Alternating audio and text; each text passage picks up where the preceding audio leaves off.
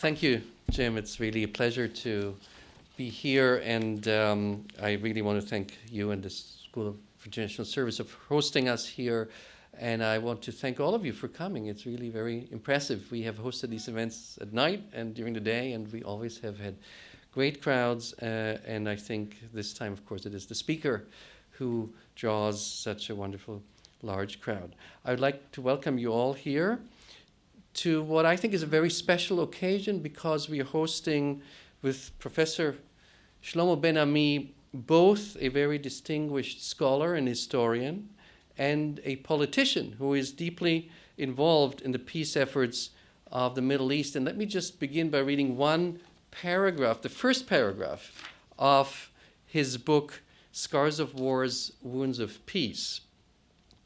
And he starts it with the following dialogue. He says, "Do you think we can still make it? I was asked by President Clinton when on Saturday, December 20th, 2000, I was leaving the cabinet room adjacent to the Oval Office in the White House, where the president had just finished communicating to the Israeli and Palestinian delegations to the peace talks his final parameters for a settlement. 'I don't know, Mr. President,' I replied. 'If we have enough political time left to wrap up an agreement. But what I am sure of is that if we fail, we all have plenty of time to write books about it.'" Here it is. One of the books written was this really very important study about the history of the long Israeli-Arab tragedy, and to the best of my knowledge, the only positive side effect of the failure of peace negotiations. Let me introduce our speaker briefly. Shlomo Ben-Ami was born in Tangier, Morocco, and immigrated to Israel in young years. He received his education both at Tel Aviv University and then later his PhD at Oxford at St. Anthony's College. After completing his PhD in Oxford, he returned to Tel Aviv and was for many years a distinguished professor at the university, at Tel Aviv University in the history department. His special field is Spanish history, and he published a lot of studies, 2 books on modern Spanish history. Shortly after the 2 countries, Spain and Israel, established diplomatic ties, he became, in 1987, the Israeli ambassador to Spain. And that was, I think, the first political office. Others followed suit. He became a member of the Knesset. He was elected a member of the Israeli parliament. He became Minister of Internal Security. And in 2000, he was appointed Israel's foreign minister. His Vita shows a long list of efforts for peace and reconciliation with Israel's Arab neighbors. He was a member of Israel's delegation to the Madrid Peace Conference. In 1993, he headed the Israeli delegation at the multilateral talks on refugees in the Middle East. And as foreign minister, he conducted the secret negotiations with Abu Allah in Stockholm and participated with then Prime Minister Ehud Barak in the Camp David summit, after which he led the Israeli team in all the different phases of the negotiations with the Palestinians, including the Taba negotiations.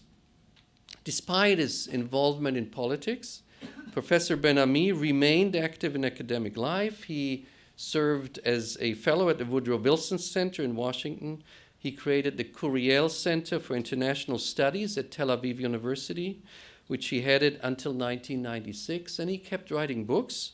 He published a book in France entitled Quel avenir pour Israël, analyzing the Israeli-Palestinian situation, Israel's regional and international dilemmas. And then his comprehensive and I think really very useful book on the history of the Arab-Israeli conflict, Scars of War, Wounds of Peace, the Arab-Israeli tragedy, appeared in 2005. In times of intense diplomatic activities, you might have heard actually that Prime Minister Netanyahu is in Jordan today, and there is something new every day. In times of these intense diplomatic activities in Israel and in the Middle East, it is our privilege to get an insider's perspective from one of Israel's outstanding politicians, and scholars, and please join me in welcoming Professor Ben-Ami to American University.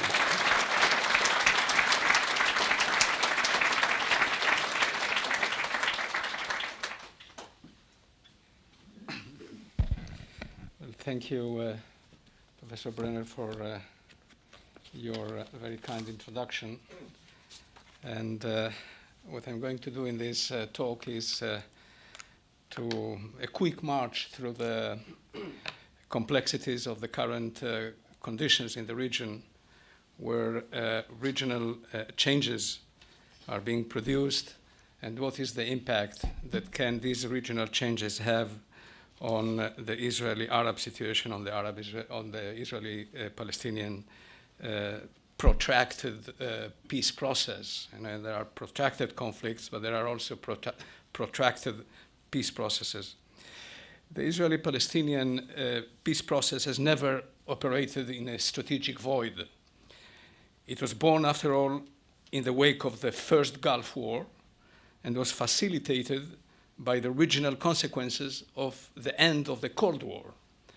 These days, the process is exposed to two major regional dynamics: the so-called Arab Spring and the Iran nuclear deal. But it is not my suggestion that a shift in the regional conditions is all that is required for an Israeli-Palestinian peace.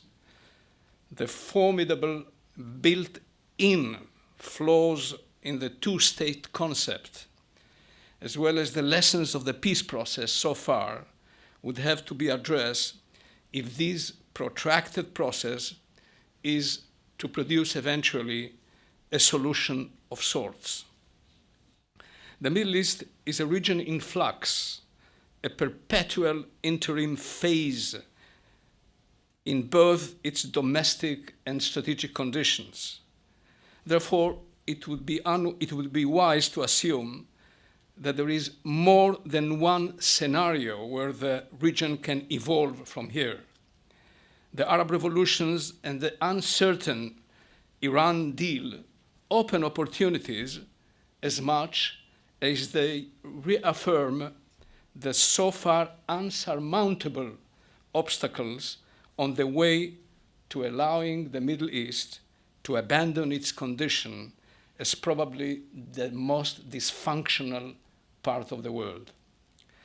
In the eyes of Israel and America's Arab allies these days, the US is perceived as an exhausted power that is retreating from its commitments in the Middle East. It is leaving behind an Iraq in a state of implosion into rivers of blood, with Al-Qaeda, that was never there when Iraq was occupied, becoming a truly formidable challenge, and an Afghanistan practically in the hands of the Taliban. US credibility suffered a major setback, particularly with its vacillations on the Syrian front, where it practically offered immunity to Bashar al-Assad to continue slaughtering his people. As to Iran, this is seen by all as the last and ultimate betrayal, for it leaves America's, these are not my opinion, this is the perception of the others, for it leaves America's allies in the region at the mercy of Iran's rising power, a power that has now acquired international legitimacy as a threshold nuclear state. The Iran deal has turned into one of the most serious crises of trust ever in US relations with its Middle East allies. It is particularly acute in the case of the Sunni Arab rulers, the most concerned of which are the Gulf states led by Saudi Arabia, and we had already seen President Obama turning his back on them in the early days of the Arab Spring. Even though they do not have much of an alternative, both Israel and the Arab states would find it difficult to trust future American commitments to their security. The Obama administration and Israel differ radically in their interpretation of the Iran deal. To Netanyahu, this is a historic mistake that legitimizes Iran as a nuclear threshold state, whereas for Obama, this is a breakthrough that opens the possibility of denying military nuclear capabilities to Iran and turning it into a benign regional power that can help solve other regional crises and refrain from undermining the Arab-Israeli peace process. To Netanyahu, this Iran agreement might turn out to be the prelude to proliferation. Other states in the region might now aspire to reach the same threshold status as Iran. Conspicuously, Israel's supposed nuclear capabilities were never a reason for the Sunni Arab states to become nuclear. Israel's calculated nuclear opacity served them well. They did not have to respond to a non-existent pressure from their constituencies to follow in Israel's footsteps. Moreover, the fact that the Arabs went frequently to war with Israel was tantamount to a message to both the Jewish state and their own constituencies that they are not to be deterred by Israel's supposed nuclear capabilities. Iran's case has proved to be totally different. This says something extremely important about the strategic realities of the Middle East. The divide between Jews and Arabs blinded our eyes from seeing the true complexity of a region that is divided on practically every issue. The Sunni-Shiite rivalry, with Iran being perceived as a threatening, rising empire that needs to be stopped, even at the cost of a tacit alliance with the Jewish state, or if you wish, the small Satan, is as deep as one can imagine. That Iran might be one day in possession of nuclear arms is the second calamity of historic dimensions that in the eyes of the Sunni Arabs has been America's gift to the region in the last decade. The first was turning Iraq into an Iranian protectorate and into the first Arab state in history to be ruled by Shiites. This is the perception of the Sunni Arab states, particularly Saudi Arabia. Netanyahu does not believe that the final deal would be substantially different than the interim agreement. There is not going to be a rollback of Iran's nuclear potentialities. His working premise, Netanyahu's working premise, that would now condition his regional outlook as well as his approach to the Kerry peace process, to the John Kerry peace process. We need to give each peace process so many peace processes we have. We need to differentiate them by tagging them. And to the Kerry peace process with the Palestinians is that Iran's status as a threshold nuclear state would be maintained in the final agreement.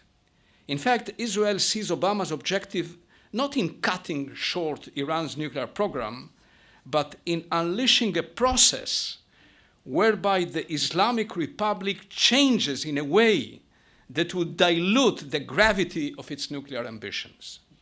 This is not about rolling back her nuclear program, but about bringing Iran to some kind of political transformation. The same kind of transformation that took place in the Soviet Union, for example. The assumption is that, as in the case of China, the introduction of Iran into the global system has the potential of making it into a more benign regional and international player. This is where the two parties differ in the interpretation of what this deal means. But Iran becoming a benign international player a replica or a Middle Eastern replica of China is a long-term scenario that today convinces neither Israelis nor Arabs.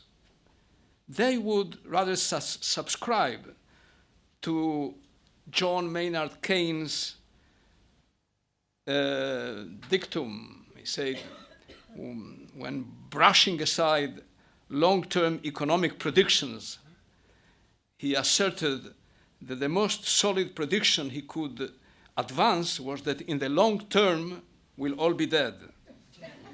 In the immediate term, we now see indications that Israel and some Arab states are coming closer to each other in a tacit alliance, attentive to Iran's moves and policies. Such an alliance would have only one important obstacle for it to become an overt alliance, and that is the Palestinian problem.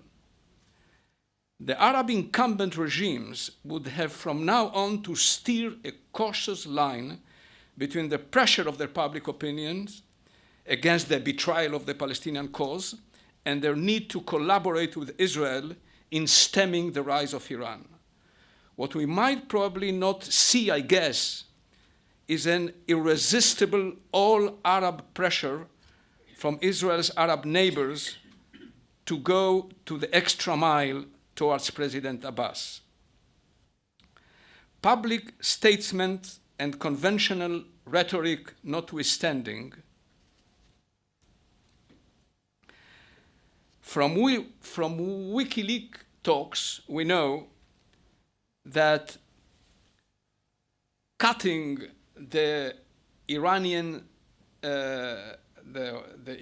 snake's head is a priority over Palestine, as far as the Gulf states are concerned, particularly Saudi Arabia. As to Netanyahu's Israel, it now sees itself as a power that has been defeated by Iran on this round. Israel of Netanyahu is perceived, and in many ways it is a genuine and true perception, as a status quo country, and it was defeated by an anti-status quo emerging power, Iran. Israel would lose its supposed nuclear monopoly and could claim to be unable to make the necessary concessions for the creation of a Palestinian state. The latent tensions between Israel and the US would be an underlying factor in the relations in the foreseeable future. To Netanyahu, Obama betrayed Israel when he sacrificed his ally Hosni Mubarak and paved the way for the rise of the Muslim Brotherhood, and now when he reached a deal with Iran behind his back.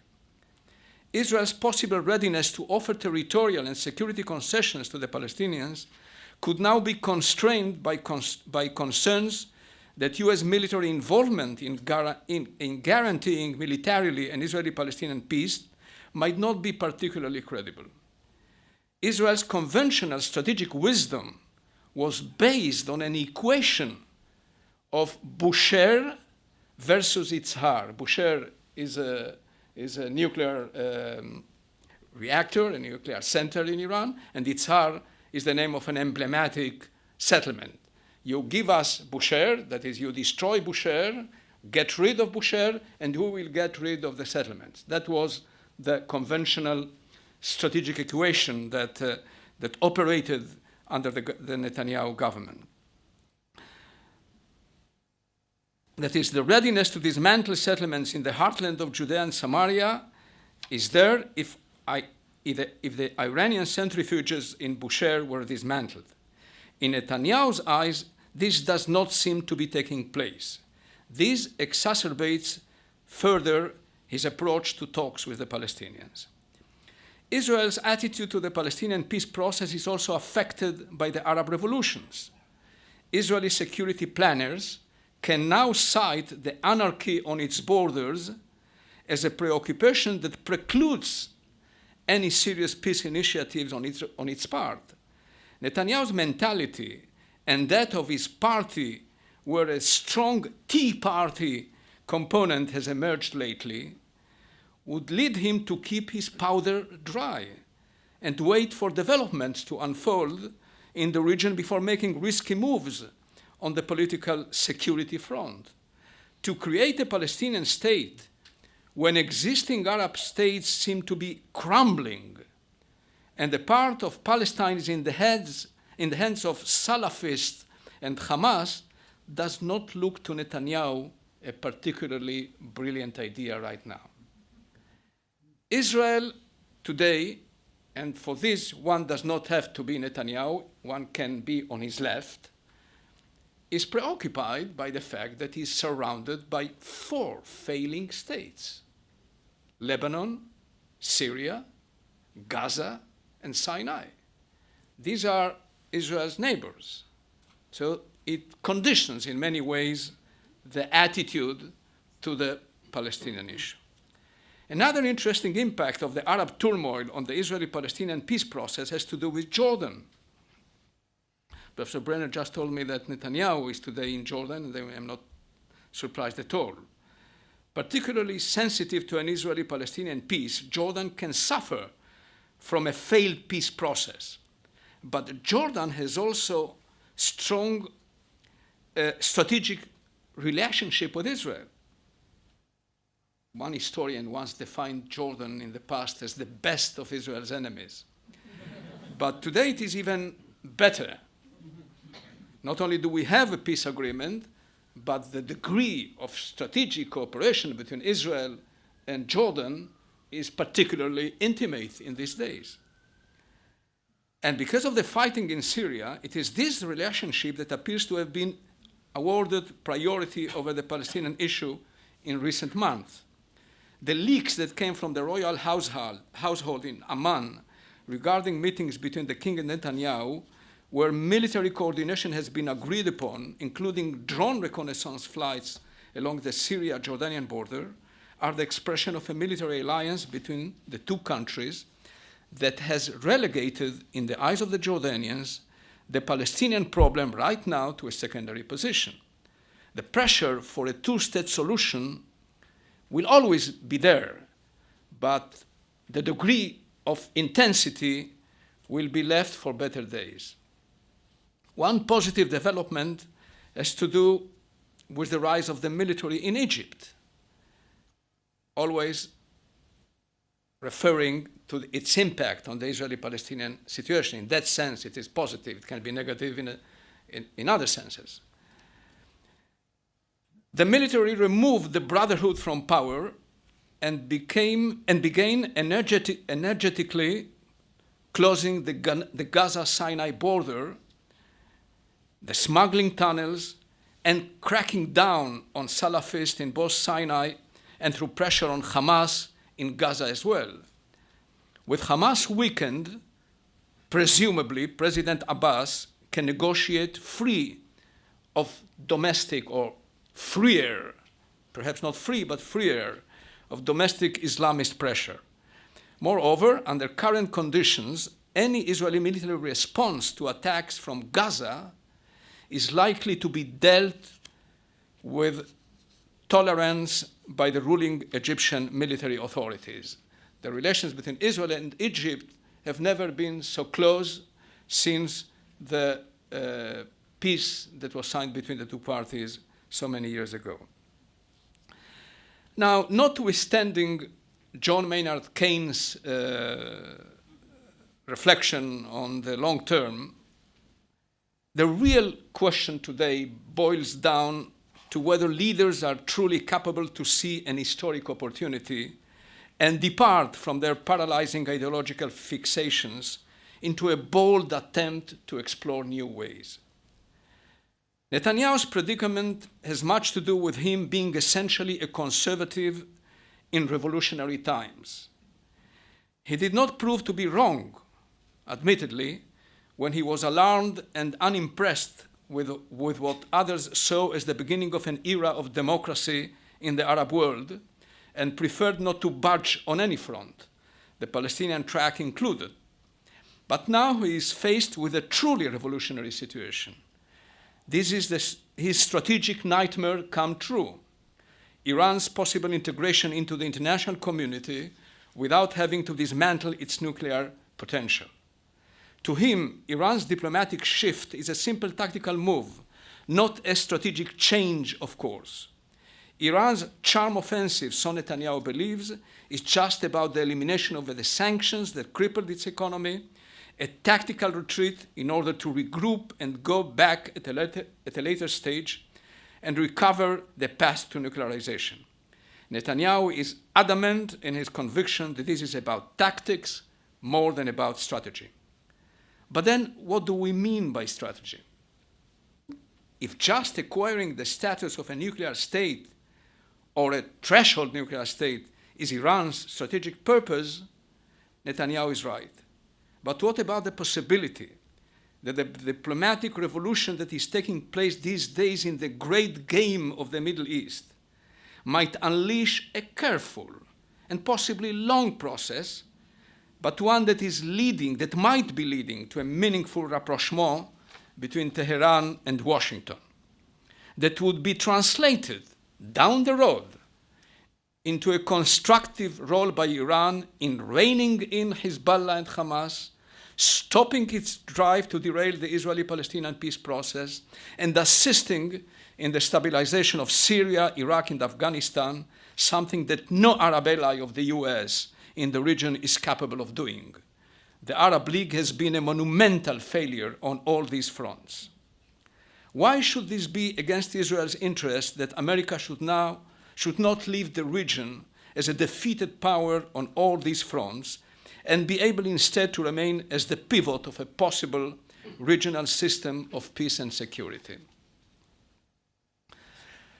Admittedly, this is not a scenario we are seeing now and we might not see in the most immediate future. And the reasons are these. Neither the administration, nor the American administration, nor the Iranians are there yet. The Iran interim deal, assuming it is allowed to evolve into a final settlement by domestic American constraints, now there is a motion in Congress, in the Senate, that has reached already 60 senators to impose sanctions on Iran. If it reaches 67, it vitiates the presidential veto. So that's a real problem, domestic. So if the interim deal is allowed to become a final deal, it is not going to be the grand bargain that was talked about in 2003. In 2003, the Iranians, behaving in a very rational way, proposed to the Bush administration to put on the table all the issues: the nuclear issue, the Israel-Palestinian problem, Hezbollah, Lebanon, Hamas, and they were ready to negotiate on all this wild array of issues, behaving in a very rational way. The American response came through Vice President Dick Cheney when he said that we do not negotiate with evil. And today, everybody would miss that grand bargain, but we are not there now. This deal with Iran is only and almost exclusively on the nuclear issue. It doesn't affect directly, it doesn't include issues that have to do with regional problems facing America, Israel, and the peace process. So this is not the 2003 grand bargain. For Iran, a strategic intimacy with the US would be a betrayal of the revolution's identity. This is the uppermost concern, the regime, the survival of the regime. What the hell will happen with this regime if after Friday prayers people cannot chant slogans of death to Israel and death to America. That is a major crisis for the revolution. I'm not joking at all. It is in their interest to position themselves as a responsible challenger of American policies in the region, the representative of an alternative idea. In my view, this is the strategic purpose of Iran. They are not aspiring to replace Israel as the region's darling of America. That is not their strategic objective. Their strategic objective is to be a pole, an anti-pole of reference in the region, representing alternative ideas and alternative policies. They are not looking for partnership with the US. For this foreseeable future, Iran will continue to be America's main rival in the region, with an agreement on the nuclear issue, and certainly without it. As to the US, it will aspire to some sort of select cooperation in matters of mutual concern, fighting Al-Qaeda in Iraq, for example. But America would be careful not to alienate further its allies in the region with grand schemes of cooperation with Iran. This is too premature for both parties, both the Iranians and the Israelis. The strategic equation is not changing then overnight. This would require a long process of accommodation. This means that Netanyahu's discourse about the difficulties to make painful concessions in Palestine, so long as the Iran threat is not neutralized, will continue to be an underlying factor of the US-sponsored Israeli-Palestinian peace talks. In fact, the chances of the Kerry process are to be determined within the narrow window that is compounded by two types of leverages. One that the US can use against Netanyahu, and the other that Netanyahu can use against the Obama administration. The US threat has to do with delivering Israel to the ire of the Europeans, the NGOs, and the international community as a whole if it fails to reach a settlement and open the way to this process that always concerned Netanyahu. Sometimes he exaggerated it, but now it might be in the wake of a possible collapse of the peace talks and the responsibility being put on Israel's shoulder, a process of delegitimation and sanctions and UN resolutions, etc. This is the American implicit threat, and in fact, John Kerry said it many times, that the process is his way to stem this tide of anti-Israel policies that can be unleashed in case there is no agreement. But Netanyahu has a counter threat, and this counter threat has to do with his clout in American politics, his clout in Congress. What you see today happening in Congress with the sanctions on Iran. This, I'm afraid, does not allow, this space between these two issues, these two leverages, does not allow for the necessary freedom of maneuver for the Americans to produce the kind of deal that President Abbas can accept. But we are allowed to speculate, however long a shot this might be, which is, I think, not a totally wild speculation. And I do believe that this is the role of leaders, as I said previously, to try and see opportunities, windows of opportunities, seize them, and turn what perhaps started as a tactical move by the Iranians to convert it, to turn it into a strategic change. Israel, in my view, this is my view, does not have to fall back on fatalism and persist in seeing its competition with Iran as a zero-sum game. An American-Iranian deal on the nuclear issue has the potential for paving the way to a more civilized competition even between Israel and the Islamic Republic. It is not superfluous to mention that Iran and Israel had, over the years, decent working relations. And more surprisingly, that was the case even after the coming of Khomeini to power. Israel and Iran conducted business well into the Iraq War. There has been throughout a fundamental affinity between these two countries, if only because, as the two main non-Arab states in that part of the world, they share this paranoia of being surrounded by a hostile Arab environment. One way to explain the dramatic change that took place in the relations between Israel and Iran in the early 1990s has to do precisely with the launching of the Arab-Israeli peace process. It was then, one can almost give a precise date, when the megaphone warfare between Israel and Iran started. It started in the wake of the Oslo agreements, not before. And I can remind you that Khomeini came to power in the late 70s. It was then that Israelis and Iranians started to talk about a doomsday conflict between them.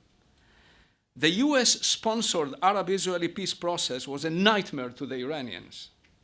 They suddenly saw Israel making headway into the Arab world, starting diplomatic relations with Arab countries from Morocco down to the Gulf sheikdoms and even beyond to Indonesia, which Rabin was the first prime minister to ever set foot in. The Oslo peace framework turned out to be for Israel the gate to the Arab world. The dreams about the transformation of the Middle East, with Israel as an integral component of a regional community of nations, seemed suddenly a tangible reality. There was a point when Mr. Peres, Shimon Peres, even suggested that Israel join the Arab League. Yeah, he said that. There is always a demarcation line. We need to have a demarcation line between vision and fantasy. Although there was much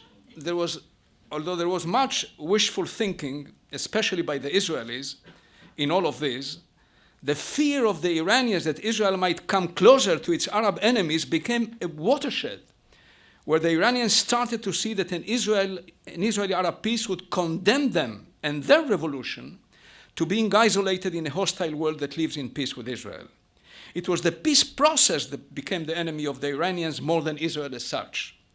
More an enemy of an Israeli-Arab reconciliation than of Israel as such, the resort of the mullah's regime to an incendiary anti-Jewish, pan-Islamic discourse was its way to extract Iran from its isolation and present its regional ambitions in a light palatable to the Sunni majorities.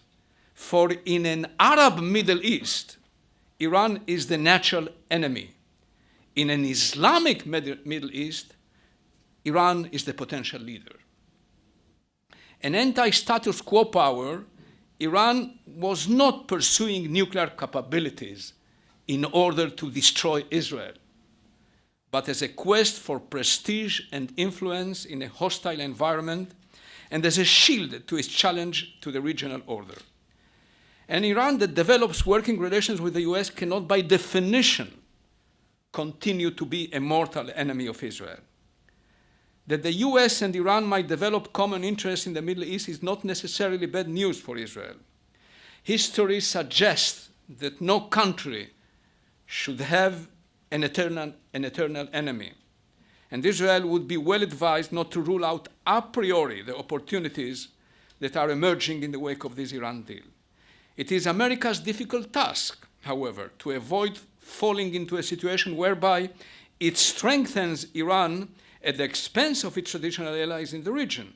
It would have to find a way to square the circle and not allow Iran to get away with its support for its own rogue organizations, such as Hezbollah, while it supposedly collaborates with the US in combating common enemies such as Al-Qaeda and the Taliban. Assuming that Arabs and Israelis persist in their doomsday interpretation of the Iran deal, this does not have to be necessarily bad news for the Israeli-Palestinian process. The changing regional conditions, as I said, leads to an Arab quest for security coordination with Israel. And for the first time, Israel now can see around the corner the possibility that an agreement on Palestine will open the door to an open alliance, to an overt alliance with the Arab world. This suggests another reason for Israel, backed by Iran's Arab enemies, not to postpone peacemaking with the Palestinians. Interestingly, then Prime Minister Yitzhak Rabin made a similar observation about Iran some 20 years ago in explaining the rationale for the Oslo process. The problem, however, is that the Netanyahu school is radically different than Rabin's. Not only does it believe that Jewish ancestral rights in Judea and Samaria call for a continuous presence of Israel in parts of the land, it also assumes that any meaningful territorial concessions to the Palestinians needs to be preceded by the neutralization of all and every existential threat emanating from the outer circle of the region, namely Iran and Iraq. In fact, President George W. Bush was the president that best concurred with this Israeli right-wing philosophy. His war in Iraq and policies towards Iran were exactly in line with this approach. Interestingly, both he and his father moved to promote an Israeli-Palestinian peace only after their respective Iraq wars. That was exactly what the Netanyahus and the Sharons wanted and understood. We can make painful concessions on Palestine if we solve the problem, the existential threats emanating from the outer circle of the Middle East. What Netanyahu should not rule out a priori, however, is that the Iran deal might have in it the potential of neutralizing for Israel precisely the kind of existential threats that his strategic school always saw as an impediment to move forward on Palestine. And I hope it doesn't. Now, these are the effects of the constraints and the pros and cons with regard to the Palestinian problem that the shifting sands of the Middle East can produce, or in my view can produce. But there are, of course, difficulties in the peace process that do not depend only on the regional conditions. After all, we all failed to reach a settlement under different conditions, under all possible conditions. So the changes in the region can help, can be instrumental, can be an obstacle, or an instrument, or a way to, but at the end of the day, the decisions need to be taken on the core issues.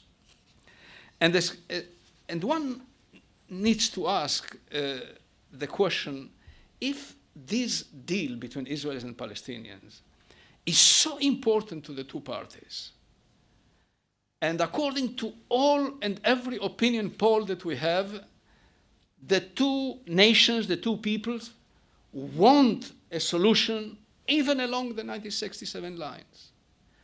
And when it comes to Jerusalem, most Israelis would agree that a Palestinian capital should have its place in Jerusalem as well. So why don't we have an agreement? Maybe because the problem is so intricate, it's so difficult, that is close to being unsolvable, and because it is a solution that is vitally important, but at the same time, incredibly non-attractive. It is non-attractive to the parties. To the Palestinians, this means that there will be a gap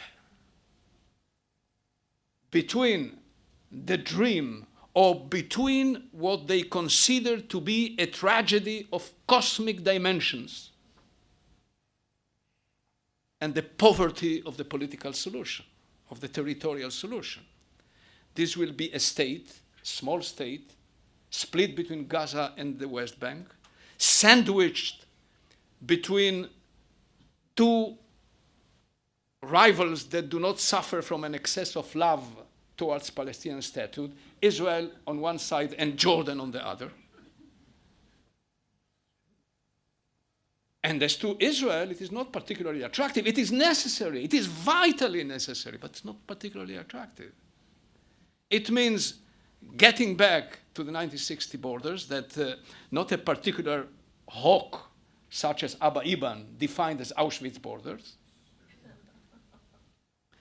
It means facing hundreds of thousands of settlers,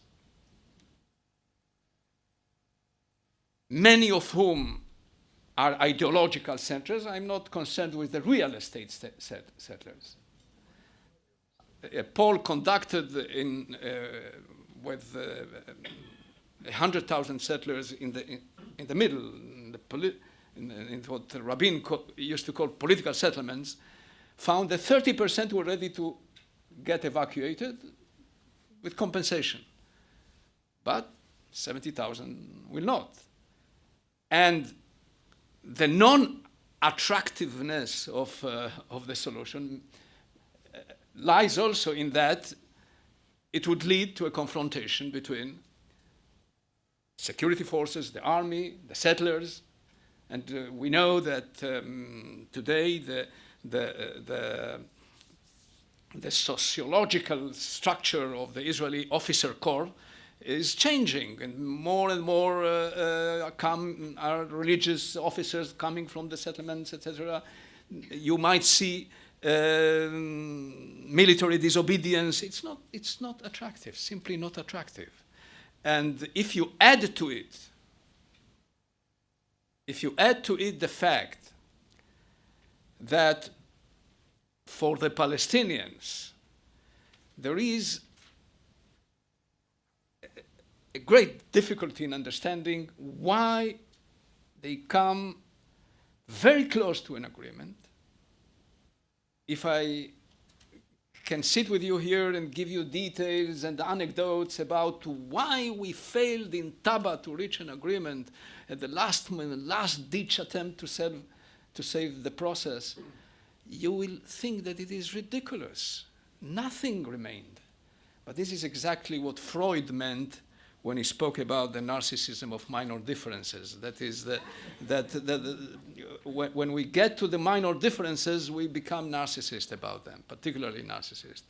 And sometimes I think that the pre-state situation, is a much more heroic condition than the banality of running a state. Look, I don't know in history of a national movement. And when I say history, I mean modern history, because nationalism is a question of the last 200 years. I don't know of a case in history of a national movement that had the degree of support the Palestinian cause has. Almost to no effect in terms of the practical solution. But it is probably the most popular national movement around. And so maybe there is a fear of crossing the line into statehood that makes it so difficult. Don't forget also that a Palestinian state, if it is created as a result of negotiations, would inevitably require taking very tough decisions by the Palestinians and sacrificing some of the major values, ethos of Palestinian nationalism, the refugees. I mean, everybody understands that they will have to betray the refugees. There's not going to be a massive and perhaps not even a non-massive return. So the Palestinian state is going to be by definition illegitimate in the eyes of the Palestinian people. It will suffer from a deficit of legitimacy. I changed my opinion from the days that I was personally involved in the process. Then I thought that we should aspire to have an agreement that says end of conflict and finality of claims. Today, I think that these are values that have been elevated unnecessarily into mythological heights, because there is not going to be end of conflict, even if Abbas signs it. Would these impress the hundreds of thousands of refugees that will not come back? Will this impress Hamas? There is not going to be end of conflict. There will be end of conflict officially, formally. And to me, this is enough. But I do not believe that this would be the end of Palestinian opposition to a state that would be seen as illegitimate, because it does not respond to the fundamental requirements of Palestinian nationalism. And it doesn't solve the problems inherited from the Nakba, from the disaster of 1948. But the peace between Israel and Palestine is important, as far as Israel is concerned, if it reaches internationally recognized boundaries, have a border. This will bring us to peace with the international community, which in my view is no less important than whether or not we are going to have a signature by Abbas that this is the end of the conflict, which it cannot impose. You will have groups in Lebanon and you have groups there and here that will continue the war. But the importance is to have, this is my opinion today, to have an agreement about recognized boundaries. A couple of reflections on the situation of these negotiations. You might have seen, and I will end with it, you might have seen that recently that the security issues that seemingly the US mediator seems to be siding with Israel on this issue of military control of the Jordan Valley for security reasons, and the question of the Jewishness of the State of Israel, that the Palestinians would have to accept the Jewishness of the State of Israel. It seems to me that these are two issues that the Palestinians would not, I don't believe he can sign them. And the impression that I get from the Palestinian side is that they see that the American mediator, the American broker, is closer to the Israeli positions, and I frankly don't see that on the issue of security and the Jewishness of the State of Israel. We will see that the Palestinians can accept that. But I also don't understand, frankly, why the Secretary of State is insisting on a framework agreement. What he is now negotiating is a framework agreement. It's not the peace agreement yet. It's a set of principles. Inevitably, if you go for a framework agreement, you are going to put into it sentences, a language that is ambiguous, because otherwise the parties will not sign it. And we have had enough of it. I mean, Oslo was an ambiguous document. And when we went to Camp David, we ran into a minefield, because it's whatever you touched had 2 or 3 interpretations. So this is a repetition, and this is an administration that has been there for 20 years on this issue. And that I thought that it might have learned a lesson My second comment on the negotiations is that I do believe that, or rather, I don't believe that that it is possible to reach an agreement on the current way of doing things. Yes, everybody knows more or less where the solution lies, but American mediation as such has a problem. The Americans understand, the Palestinians understand how important is the US because it has a given leverage on Israel, but this is not sufficient. You will need to have an envelope of other nations that would have to participate in this to allow the Palestinians to make the necessary concessions. I think that we might see down the road at some point that what we saw with Iran now, the P5+1, is not at all a bad model. Maybe even at some point an American plan will be put on the table, not a framework agreement, a final plan will be put on the table. A plan is okay. The problem is the US ready to work for its implementation, which means investing political capital, which means putting together a delicate international diplomatic architecture that would allow the international community to coax the parties into accepting the plan. That is a very complex thing.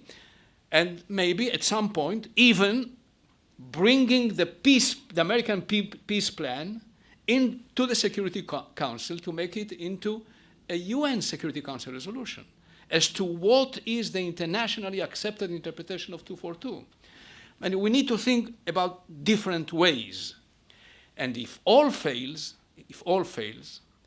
the current paradigm of direct negotiations, the international paradigm which I've been supporting for years now, if all fails, and Israel is faced with the specter of a one-state solution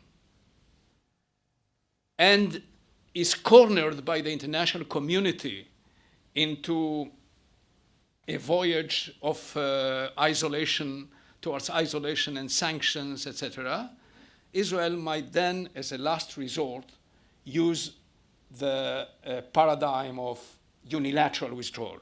Let us not forget that the prime minister in Israel was elected on that ticket, the convergence plan of Ehud Olmert. He was elected on such a ticket that is doing in the West Bank what Sharon had done in Gaza. The unilateral withdrawal has a long pedigree in Israel's history. It's not something very marginal. In fact, already in 1968, Yitzhak Ben Aaron, who was a mythological labor leader, left-wing, spoke about unilateral withdrawal. Sharon did it. Barak supported it. Olmert tried it. So that's not something that is totally outlandish in the Israeli political map. When faced with a doomsday scenario of demographic decline, Israel might opt for such a solution. Zionism is more about demography than about land.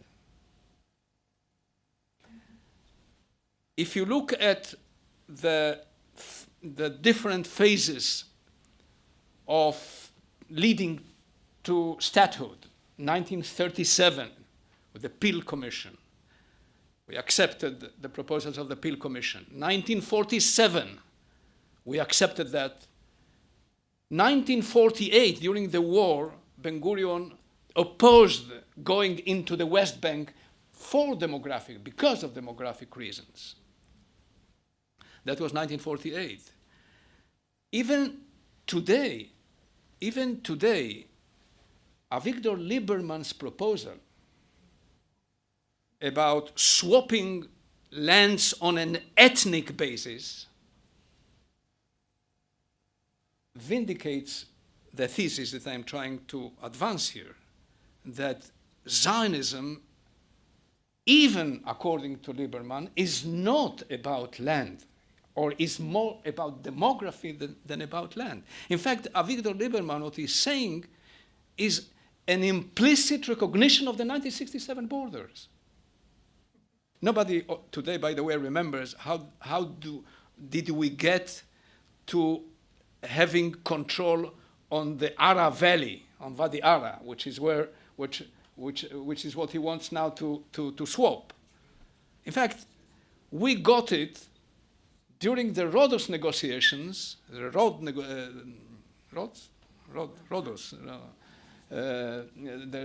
negotiations, after an ultimatum by Ben Gurion on King Abdullah of Jordan, that is the great-grandfather of the current king, that he wanted that part of that was not natural, that it did not come naturally.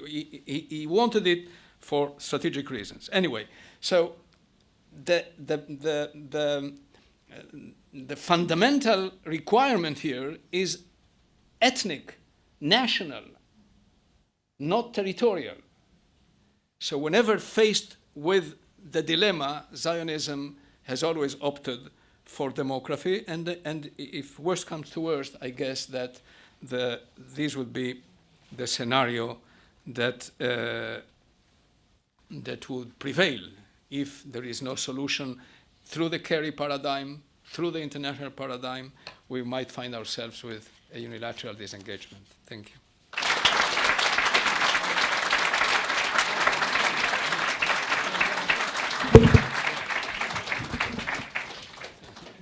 Thank you very much for, I think it needs a combination, which is quite rare, by the way, of politician and scholar, to give such an in-depth analysis of the current situation, but also the whole historical background. And I'm glad Professor Ben-Ami is ready to answer some questions. So please keep in mind it is Q&A, not A&A, so you should ask your questions.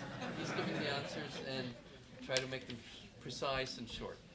And do we have any students? We have a mic here and we have another one here. We give preference here to student questions if we have students first and faculty. Well, I hope. And Here's a student. Duran.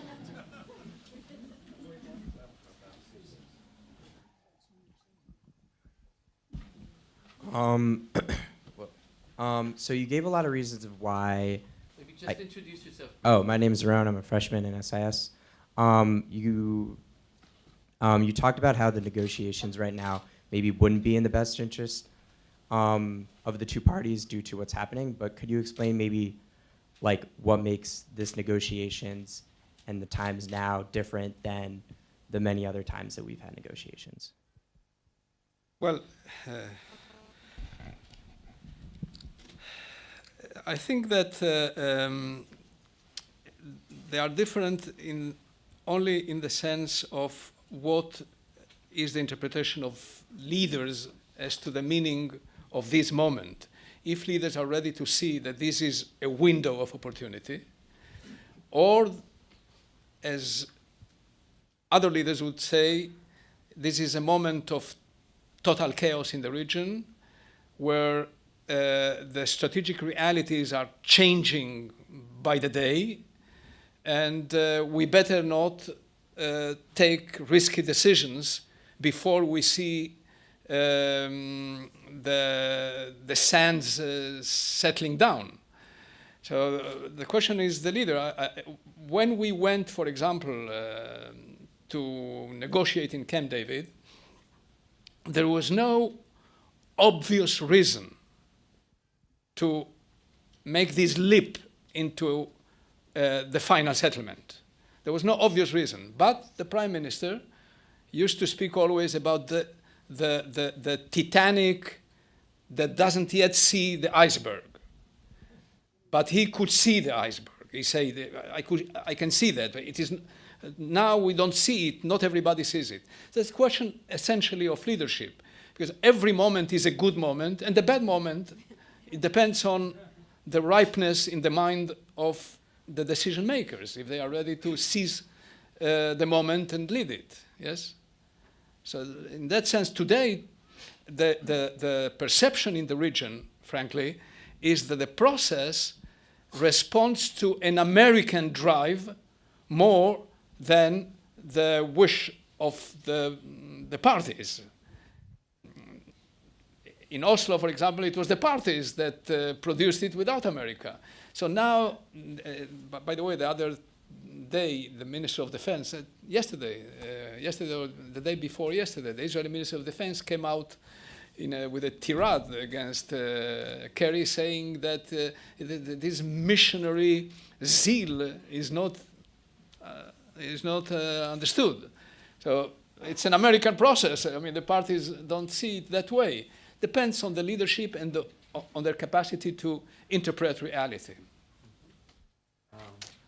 Hi, my name is Ben. I'm a freshman and I'm an SAS major. And I was wondering, just to get some background, you said that that a lot of Israelis are for peace now. That I'm wondering, why did they elect someone that seems to have a hard time accepting peace? Yeah, it's a very good question. The reason is very simple.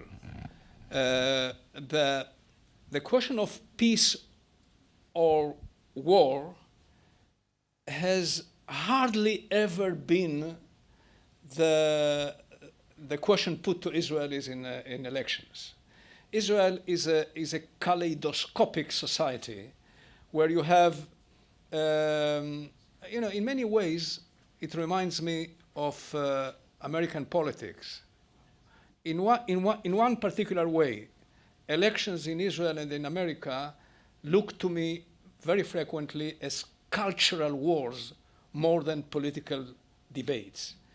In your country, it is about abortion and about religion, about the family, etc., etc. It doesn't seem to be the policy towards China or the foreign, not even Israel, you know. I don't believe, for example, the Jews in America vote only because of Israel. They are a liberal community that has different opinions on different issues. So in Israel, the elections are around religion, secularism, ethnic groups, social issues, etc., etc. And then you form the coalitions that you form. But that is the reason. How could you explain otherwise that in the middle of the second intifada, suddenly a new party emerges? Pensioners, you know. Is this exactly what the response to the intifada? Well, these are Israeli politics. They were quite successful.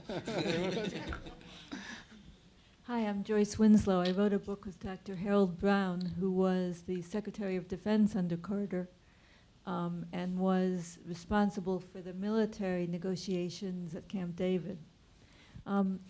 At that negotiation, we wrote a chapter. The personalities of Sadat and Carter were critical to those negotiations.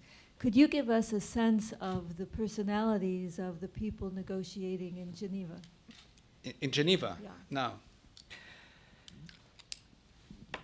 Well, you see, let me just, as a brief introduction, one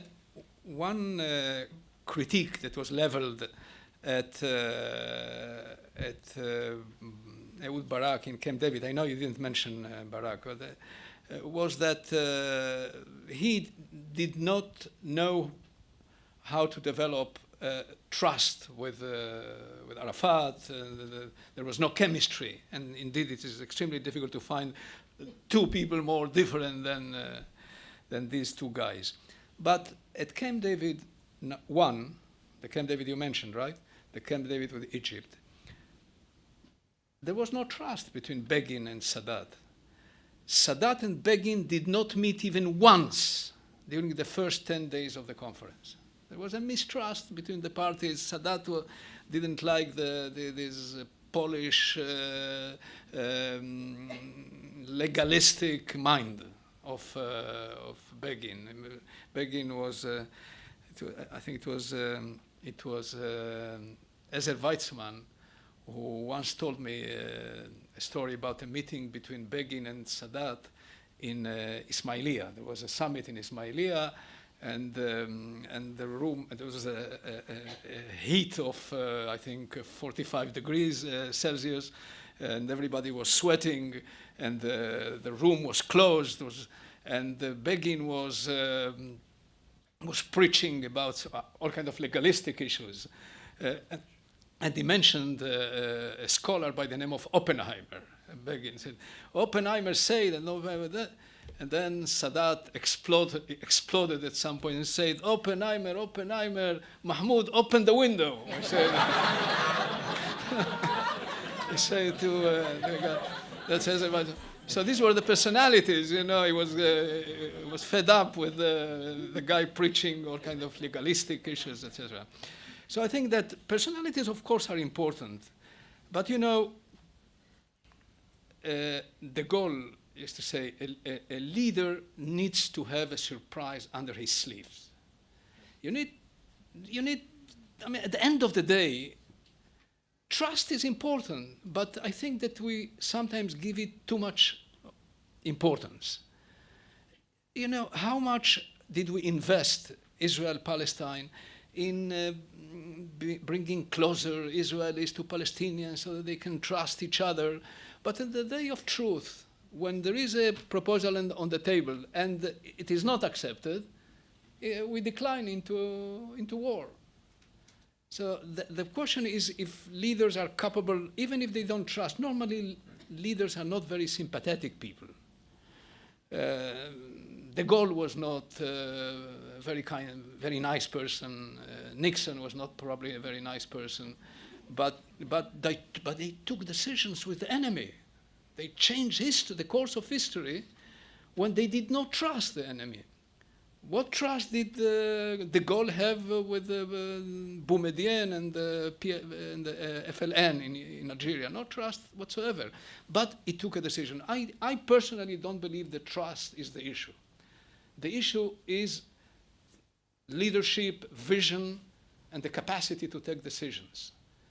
And understand that an agreement is not a zero-sum game. Because if you are fully satisfied with an agreement, this means that the other side is fully unsatisfied. And this cannot be, and you can't produce an agreement on that line.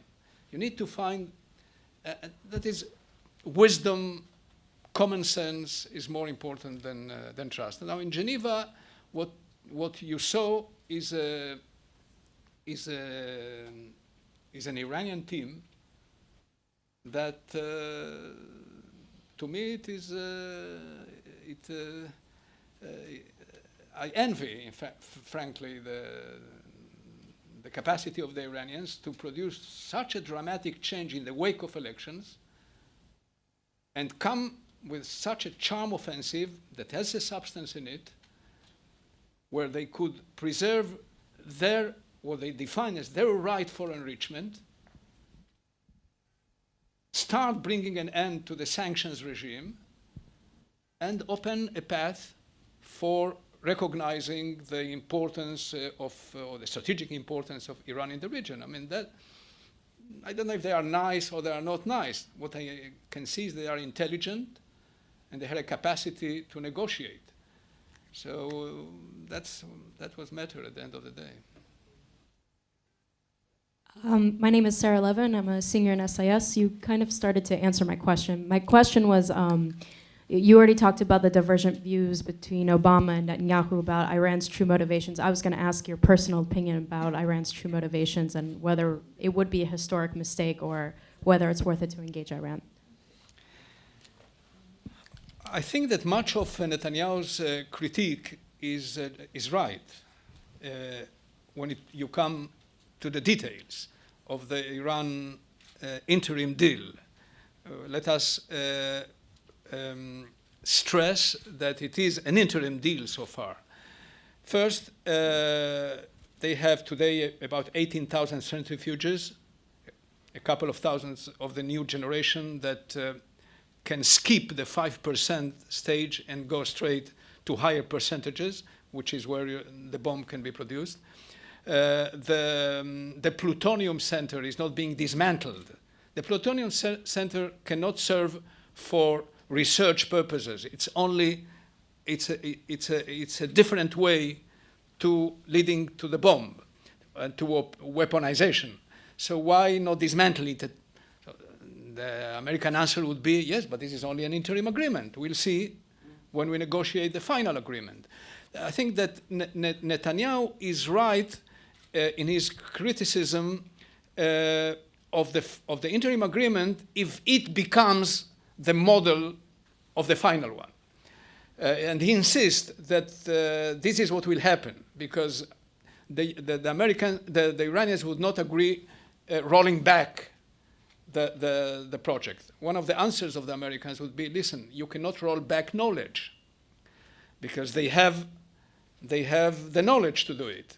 And this is it. I mean, they are a threshold nuclear state, so long as they do not become a nuclear state. I think that at the end of the day, if there is a final settlement that rolls back part of the capacities, this might bring Iran further away from the capacity to produce a bomb, but it would not eliminate the possibility of producing a bomb. And Israel would have to come to terms with an Iran that has the capacity, not only Israel, the Saudis and others, that has the capacity, but does not cross the threshold. And we need to recognize that Iran is a regional power to be reckoned with. I mean, it's interesting, if you look at the Middle East, and I don't want to push this too far, but the three most stable and qualitatively meaningful countries in terms of their scientific, economic capacities are three non-Arab states: Turkey, Iran, and Israel. This is the only place in the Middle East where you can see that there is stability, there is economic potentiality that can be translated into a reality. So, and not in vain, such an alliance, Israel, Turkey, Iran, existed in the 1950s and 1960s. There was, at the time it was called the Alliance of the Peripheries. That is, the minorities in the region. That was the making of David Ben-Gurion in the 1950s. So I think that this is where my hope lies, that essentially there is no reason for dispute between Israel. What the hell do we have against the Iranians? Why they have anything to do against us? I mean, there is nothing. Do we have a common border? Jerusalem, are they more popist than the Pope? I mean, it's a question for the Palestinians, for the Arab world. So I think that it is a competition more for strategic supremacy, in a way, more than animosity or hostility between these two parties. So we need to interpret the drive of Iran to have nuclear potential, even if it is not translated into a bomb, as something which is natural for a country of that stature.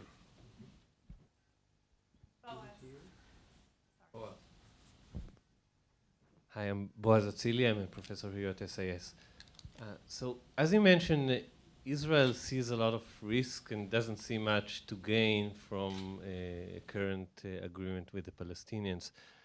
I wonder if you can comment on especially why the United States did not take, in light of this fact, the route of, instead of pushing yet again to direct negotiation between Israel and Palestinians the same way that they did many times before, why did the Obama administration, and Kerry in particular, did not try harder to go through the regional framework, perhaps through the Arab initiative or Saudi initiative, which could have the potential of promising Israel a real acceptance, legitimacy in the region, in addition to the direct peace with the Palestinians. Yeah. would succeed. Well, I tend to agree with you that the Arab Peace Initiative has been neglected for too long, and it is still there. Even when you touch upon the issue of security, the Palestinian state might be too fragile an entity to carry on its shoulder the burden of Israel's security. Israel's security is a regional issue where you need to involve other Arab states. It affects Jordan. It has to do with the Saudis. It has to do with the Egyptians. So why not have an envelope that is regional? I do believe that when what Professor Brenner defined in such a generous way as my academic tendency to explain and analyze didn't leave me much time to develop this point. But I do agree that you need to have the Arab states as part of the equation. It's not only between us and Palestine. Besides, some of the concessions they need to make can be seen as more legitimate if they are seen as an all-Arab consensus. Okay. My name is Herbert Grossman. I'm a retired judge. After all these years of telling us that if you give land, Israel's going to get peace, now you tell us that Israel should get land without even getting peace. And you say the reason for that, at least one of the reasons, is a demographic reason. But who in the Israeli government or anyone in power is saying that we ought to take back Area A and Area B in the West Bank or Gaza? No one's suggesting we take that back. So there isn't a demographic problem. What we're discussing now is the rest of the West Bank, which is either vacant or has a vast majority of Jews in it. And you're saying that we ought to give that back, even though we're not, or Israel should, even though it's not going to get peace. And assertively, they're not going to have the same result that they had under Barak when they left South Lebanon, when they withdrew from Area A and Area B, the Intifada, or when they withdrew from Gaza, 8 years of rocket attacks. I think it's the question. Okay, now, Not another how do lecture. you address the problem of Israel's security when you give back land that's a mountain range overlooking Netanya and Tel Aviv to people who are not even claiming to make peace with Israel? Yeah. Okay. Well, I didn't say that to give back land with no peace. The only thing I said is I do not have to insist on the end of conflict. End of conflict is a slogan. Peace means that there is not going to be war. There should not be war, and there should be commitments by both parties and guarantees and arrangements on the ground that there should be no war between the parties. What I meant is that given the complexity of the Palestinian issue and the concessions that the Palestinians are required to make, once they have their state, there would be sections, segments, sectors in Palestinian society, in Palestine and in the Palestinian diaspora, that would not accept this deal. And therefore, Israel must be ready to see that there would be opposition, some of it even violent and armed, from different splinter groups that will emerge in Lebanon, in Jordan, and what have you. Because they claim, at least this is what they claim, they have 6-7 million refugees. These people are not going to come back. And of course, Israel doesn't accept the numbers because these people, they put second and third and fourth generation into the census. But in any case, what I was trying to say is that we are facing a conflict that has no parallel today anywhere in the world in terms of its complexity, this question of millions of refugees, etc. And the Palestinians that will get this slice of land of no more than 5,000 square kilometers. This is Palestine, 5,000. It's, I think it's DC must be more or less that. No, that's the state of Palestine. So what I'm saying is that this state would not satisfy many groups in Palestine. Now, am I going to continue being an occupying power in Palestine? Am I going to continue being at odds with the international community just because there would be all kinds of groups, and by the way, there would be also in Israel, that would not accept the deal and might even challenge it in a violent way from different sectors? The difference between the two of us seems to be that I am no idealist. I do not believe in universal peace, never believed. I was never a peacenik. I dedicated much of my political career to trying and make peace, but I am fully aware of the fallacies and the flaws in the human character and the character of nations.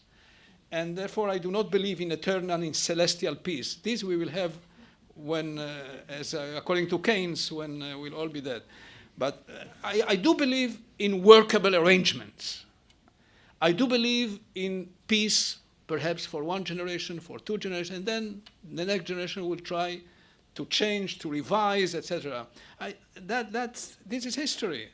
We see it. Now, does it mean that we might not reach down the road, in the fullness of time, something similar to the European Union? Maybe. But look how wrong was Shimon Peres when he spoke about the new Middle East in 1994, that we will have a European community in the Middle East. What European? We don't have even states in the Middle East. Well, how do you want to have a European community? So this is the region we live in. We are surrounded by the Saddam Husseins of the world, by the Nasrallahs of the world, by the Bin Ladens of the world, and we need to try and reduce the risks. And one way to reduce it is not more security, because there is never full security. This is one thing that the US and Israel have in common. We aspire to something that is not reachable, total and absolute security. This question of total and absolute security brought you to Iraq and to Afghanistan and brought us to endless situations that have no solution. We need to be more relativist and understand that, okay, there is not going to be 100% security. No nation has 100% security. One more question, and unfortunately we have to leave the room. Yes. Hi, I am a graduate student at SIS, and I was wondering if you can talk about, from a historian point of view and also from your own experience, about the immigration of the Jewish community from many countries, particularly Morocco, where the community has really deep roots. Well, thank you for the question. She's my landsman, so it's landsman is for men, or but it's lance lady. Landsfrau.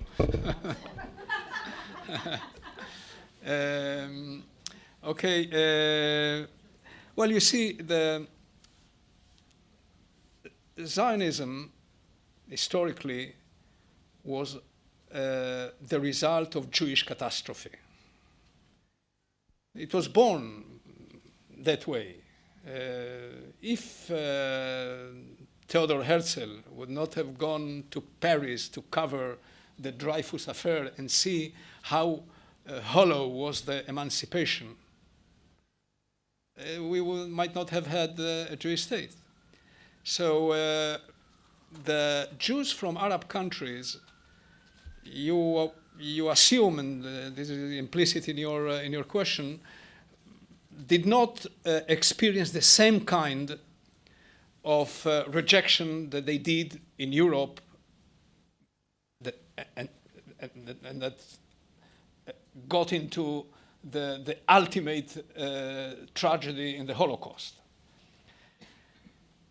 There was not that kind of anti-Semitism, but